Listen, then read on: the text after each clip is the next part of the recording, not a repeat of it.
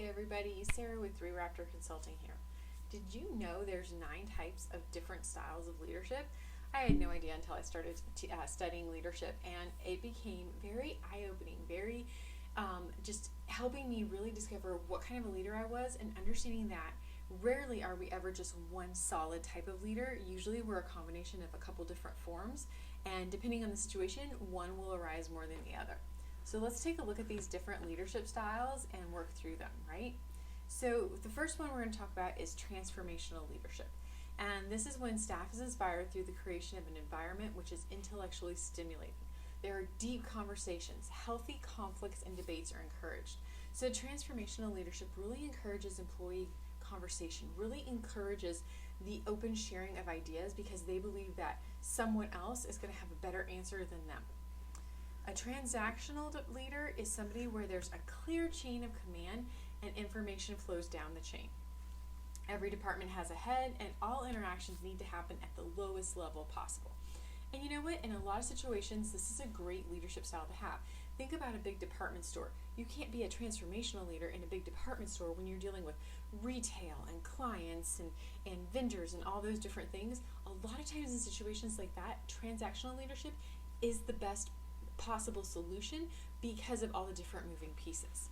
Servant leadership. This is where you kind of flip that pyramid of leadership, and leaders understand that serving and investing in their employees is the most important priority, and then employees are the biggest assets.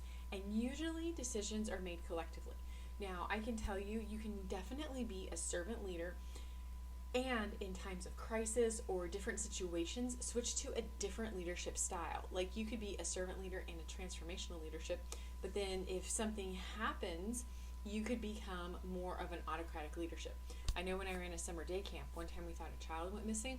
Right then, I was into that autocratic leadership, which is basically just tells everybody what's going to happen and doesn't share the power. But it was only for those 5 minutes until we realized that that kiddo had gone to the bathroom and we found him there.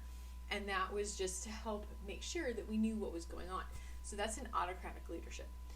Your laissez-faire leadership is a very hands-off approach, and they allow employees to complete tasks as they see fit.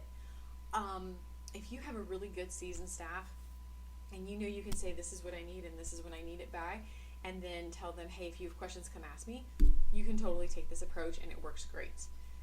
Democratic leadership is where you want all staff to participate in leadership, and you want everybody's opinion and input before you make any decision.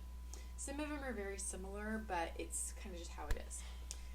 Bureaucratic leadership is one that you see in highly regulated environments, and it's a strict adherence to rules and making sure that everything follows that chain. So maybe a retail store is a little bit more bureaucratic, but that kind of just gives you an idea.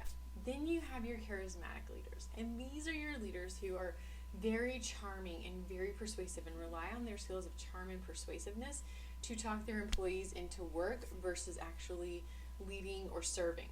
And then there's situational, which is what I kind of find myself as, and I think a lot of you guys are as well.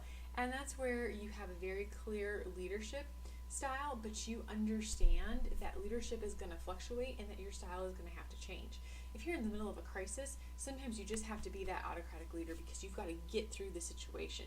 Other times you have a very developed senior team, and so you can be very laissez-faire. Or maybe you have a great team that you've cultivated from the ground up, so you can be very democratic and a servant leader. So it just depends on the situations that you're in and what feels natural for you.